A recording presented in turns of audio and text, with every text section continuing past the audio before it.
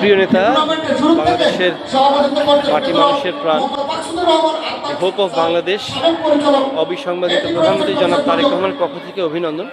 আজকে ঐতিহাসিক 26শে মার্চ, যেদিন একজন দায়িত্বশীল ব্যক্তি তার একটি ক্ষুদ্র পজিশন থেকে একজন মেজর সাহেবকে বলতে হয়েছিল উই রিভল্ট, যার মাধ্যমে আমরা বলি শহীদ জিয়ার ঘোষণা, স্বাধীনতার সূচনা। ঐতিহাসিক 55 বছর পূর্তি উপলক্ষে আজকে গোবিন্দগঞ্জে একটি খুব বিরল একটা ইভেন্ট যেটা আয়োজন করা হয়েছে। এর আগেও এই ইভেন্ট এখানে হয়েছে, আমাদের বক্সিং কম্পিটিশন। এটা শুধু তাই না, গোবিন্দগঞ্জ কিন্তু খেলাধুলার ব্যাপারে অনেক অ্যাডভান্সড, আমি বলবো অনেক স্মার্ট। আপনি দেখবেন যে আমাদের বাংলাদেশের অনেক উপজেলা পর্যায়ে এই ধরনের boxing competition, male and female both event, এগুলো অ্যারেঞ্জ করা আসলে বলতে পারেন যেটা হয় না বললেই চলে। গোবিন্দগঞ্জ অনেক অ্যাডভান্স। পাশাপাশি আমি একটা যেটা বলবো, গোবিন্দগঞ্জে দেখবেন প্রত্যন্ত অঞ্চলে একদম অজপাড়া গায়ে night indoor football tournament, night short pitch cricket tournament এগুলো হয়, হুইচ ইজ অ্যামেজিং।